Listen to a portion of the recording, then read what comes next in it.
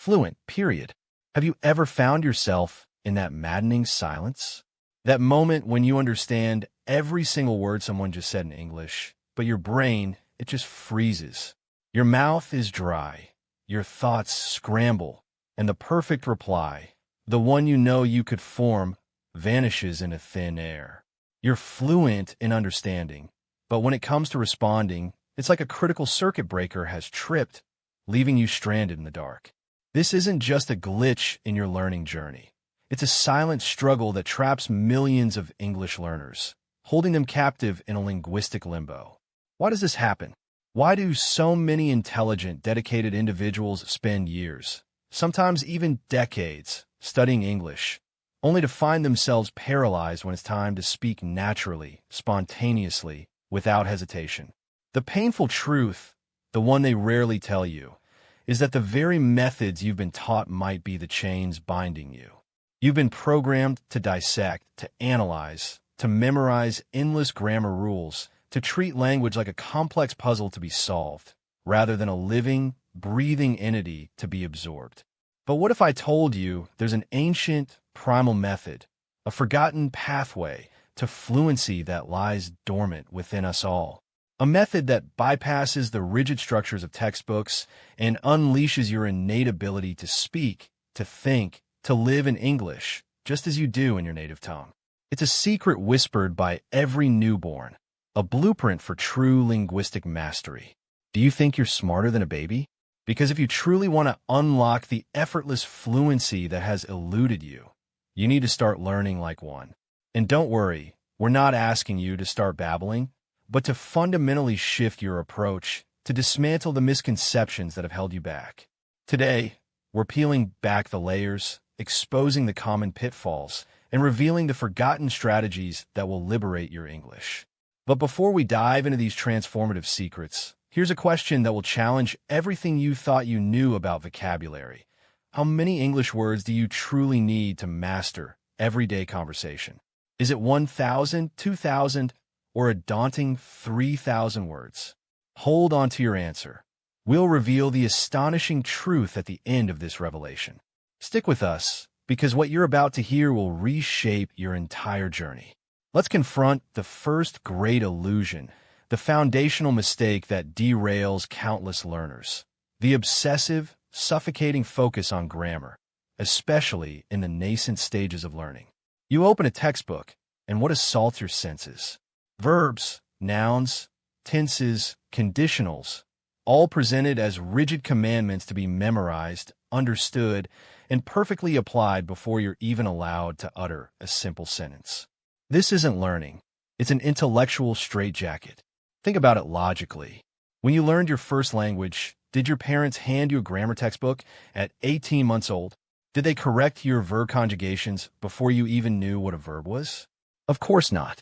A baby's world is a symphony of sounds, a cascade of words and phrases, absorbed not through analytical deconstruction, but through pure, unadulterated exposure. They hear, they imitate, they experiment, and only much later do they unconsciously grasp the underlying patterns we call grammar. The patterns emerge from the experience, not the other way around. When beginners are forced to prioritize grammar, it creates a crushing burden. You become paralyzed by the fear of imperfection. Every sentence becomes a mental obstacle course, a frantic race to recall the correct tense, the right article, the appropriate preposition. This isn't communication. It's a performance anxiety nightmare. You're so preoccupied with not making a mistake that you forget the very purpose of language: to connect, to express, to share. This analytical overload suffocates spontaneity. It drains your motivation, turning a vibrant journey into a tedious chore. Who wants to spend hours memorizing abstract rules when their true desire is to speak? This is why so many feel stuck, caught in an endless loop of studying rules without ever truly breaking free into conversational fluidity. The frustration is real, and it's a direct consequence of this misdirection. So, here's the liberating truth. For now, let grammar recede into the shadows. Let it become the silent architect, not the demanding overseer. Instead, immerse yourself in the natural flow of English. Listen to how phrases intertwine, how sentences breathe. Trust that your brain, this incredible pattern recognition machine, will begin to absorb the grammar organically, just as it did when you were a child. To absorb something means to take it in fully, naturally, without forcing yourself to memorize rules. Imagine your mind as a sponge, soaking up the sounds, the structures, the rhythms of the language. The explicit rules can come later, much later, as a way to refine and formalize what you've already intuitively grasped. Your goal in the beginning is comprehension and communication, not grammatical perfection. Prioritize understanding and responding, even if your early attempts are grammatically rugged. Progress, not perfection, is the key to unlocking your voice. Now, let's cast a revealing light on the second major misstep, the catastrophic neglect of listening practice. This isn't merely an oversight. It's a fundamental betrayal of how language is acquired. We live in a culture that often emphasizes speaking, reading, and writing, pushing listening to the periphery. But remember our infant guru. Babies spend months in a purely receptive state. They're silent observers, sonic sponges, before they even attempt their first word. They're not just hearing sounds. They're decoding the entire intricate tapestry of human communication. They're picking up on the emotional timbre of voices, the subtle shifts in intonation, the rise and fall of the voice that conveys questions, statements, or emotions. They're sensing the rhythm, the natural pulse and stress patterns of speech. Intonation is like the melody of language, changing meaning with just a vocal shift. The rhythm is the beat, the flow of sounds and speech. These are the invisible threads that weave sentences into meaningful expressions. When you skip this crucial listening phase, you're building a house without a foundation. Your pronunciation will feel awkward. Your sentences will sound stiff and unnatural because you lack that inherent, visceral understanding of how English feels and sounds. You miss out on the subtleties of connected speech, the way words blend and merge in real conversation. Without this deep listening, your attempts at speaking will forever struggle against an absence of natural cadence. Like a musician trying to play a song they've never truly heard. You might know the notes, but you won't know the melody. The solution is deceptively simple, yet profoundly powerful. Make listening an unshakable daily ritual. It doesn't have to be a rigorous academic exercise. Let English permeate your environment. Play podcasts in the background while you cook or commute. Immerse yourself in English music, focusing on the lyrics, letting the melodies and rhythms wash over you. Binge watch your favorite shows with English subtitles, then without. The goal is to saturate your auditory senses, to give your brain an endless stream of authentic input. The more you listen, the more you absorb. The more you absorb, the more naturally you'll begin to understand rhythm and intonation. This constant exposure is the bedrock upon which genuine fluency is built. It's not just about understanding words. It's about understanding the music of the language. And that music is the key to unlocking your natural speaking voice. Now, let's unveil a powerful secret of infant language acquisition, repetition and imitation. Babies are master mimics. They hear a sound, a word, a phrase, and they try to mimic it over and over again, even if their initial attempts are imperfect.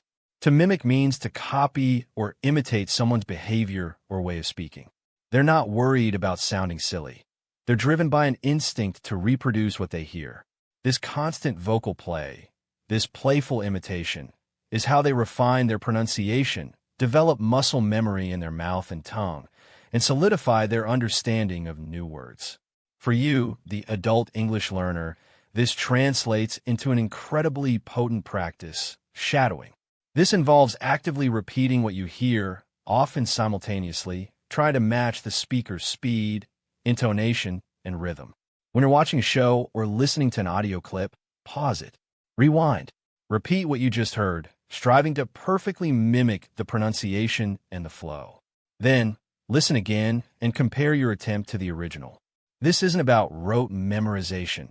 It's about active, engaged reproduction.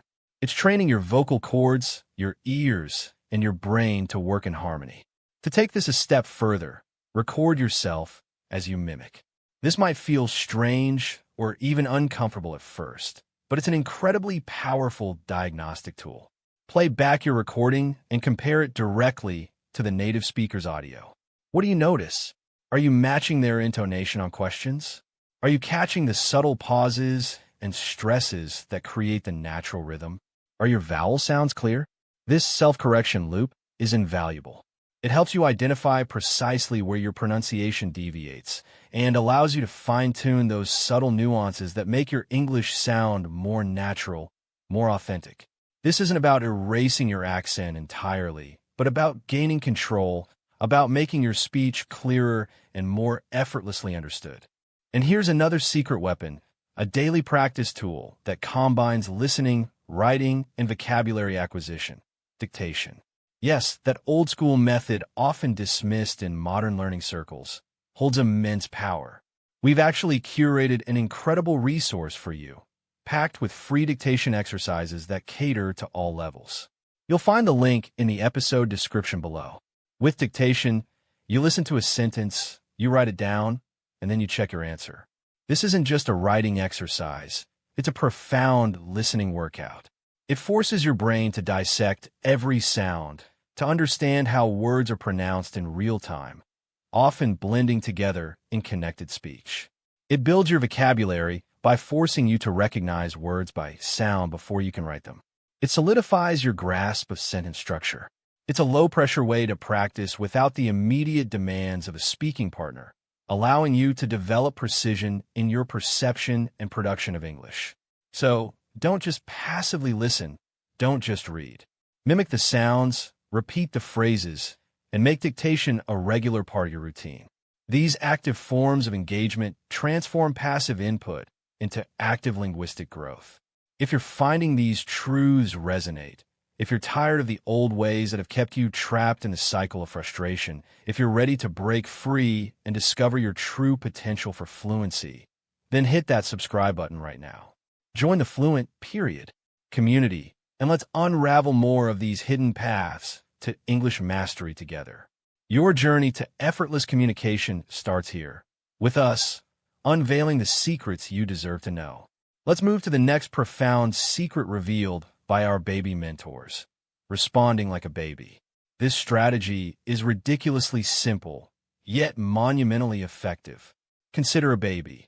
When they want something, they don't craft elaborate, grammatically perfect sentences. They say milk for milk, ball for ball. They use single words, short phrases, whatever they can muster to communicate their immediate need or desire. They prioritize communication over grammatical perfection. They just go for it. Even if it's not perfect, the intention is clear and the message is delivered. This is a critical lesson for adult English learners. So many of us are afflicted by the disease of overthinking. To overthink means to think too much or worry too much about something, often making it feel more complicated or difficult than it is. We try to construct a flawless sentence in our heads before we dare to utter a sound. We're so terrified of making a mistake, of sounding silly, that we remain silent, trapped in our own heads. This self-imposed pressure is a communication killer. Instead, embrace the baby's approach. When someone asks you a question, offer a simple, immediate response. If they ask, "How was your weekend?" you don't need to launch into a detailed narrative. A simple "good," or "relaxing," or "busy" is perfectly acceptable. These short, direct replies keep the conversation flowing. They build your confidence. They show the other person that you're engaged and willing to communicate. As you gain comfort and confidence with these basic exchanges, you can gradually, incrementally, add more detail. Good, I went to the park. Relaxing, watched a movie. You're not trying to run a marathon on your first day. You're taking confident, deliberate steps. The truth is, native speakers often use simple, direct responses in everyday conversation. We don't always engage in verbose, elaborate speeches. So, by starting small, you're not just practicing, you're actually communicating in a perfectly natural, authentic way. The key is to silence the inner critic, to quiet the fear of imperfection, and to simply open your mouth and try. Just like a baby, your goal is not to be perfect, but to be understood. Let go of the need for flawless grammar in these early conversational attempts, and focus on the sheer act of expressing yourself. This liberation from the fear of error is a powerful step towards effortless fluency. Now, let's shine a light on one of the most powerful, yet often overlooked elements of baby-style language acquisition: the parent figure. Babies learn surrounded by patient, consistent communicators, their parents or caregivers, who act as their primary linguistic guides. These figures speak to them simply, repeat words often, gently correct misunderstandings, and provide an immense amount of comprehensible input within a safe, nurturing environment. They simplify language, they use context, and they celebrate every tiny linguistic milestone.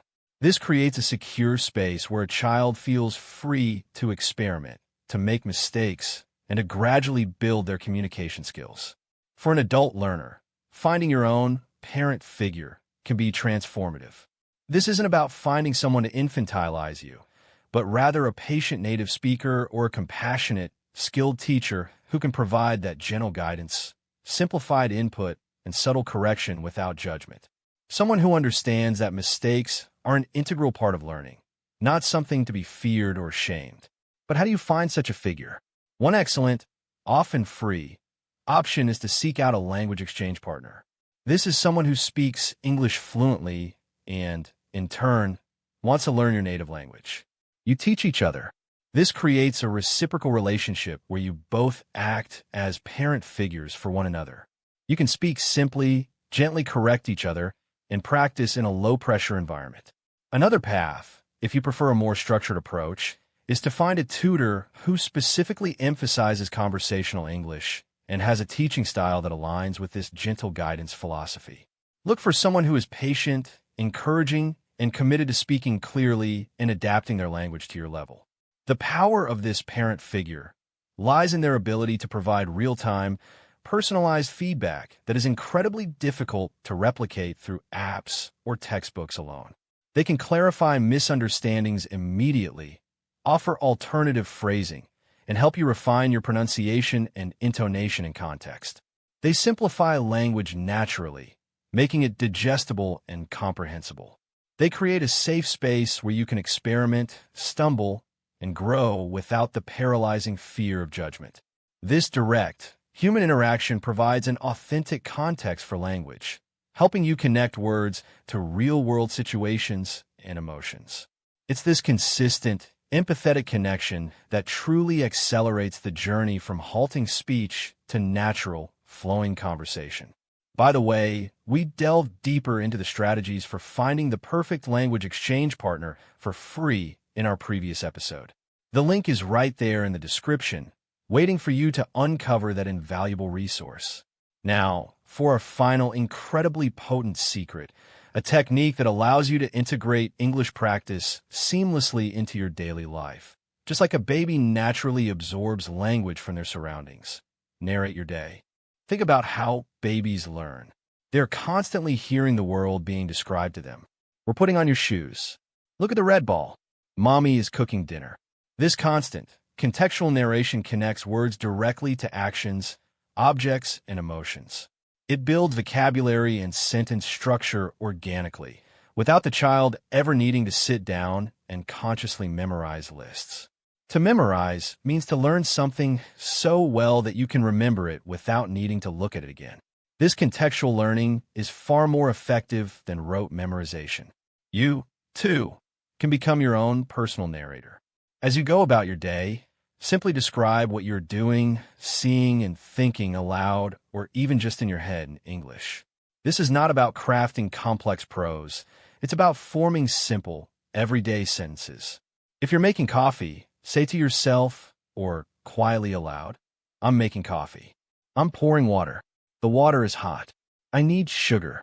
If you're walking outside, it's a sunny day. The birds are singing.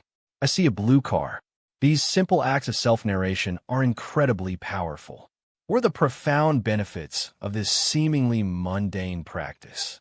Firstly, It forces you to actively use everyday vocabulary and sentence structures in context. You're not just passively receiving, you're actively producing. This solidifies your understanding and makes those words and phrases readily accessible when you need them in actual conversations. Secondly, it trains your brain to think in English. Instead of translating from your native language, you start forming thoughts directly in English, which is the ultimate goal of fluency. It bypasses that painful brain freeze moment. Thirdly, it's effortless practice. You're already doing these actions, experiencing these moments. By simply adding an English internal monologue or whispered narration, you're sneaking in practice without it feeling like dedicated study time. To sneak means doing something secretly or to slip something in without making it obvious. You're transforming routine into a linguistic laboratory.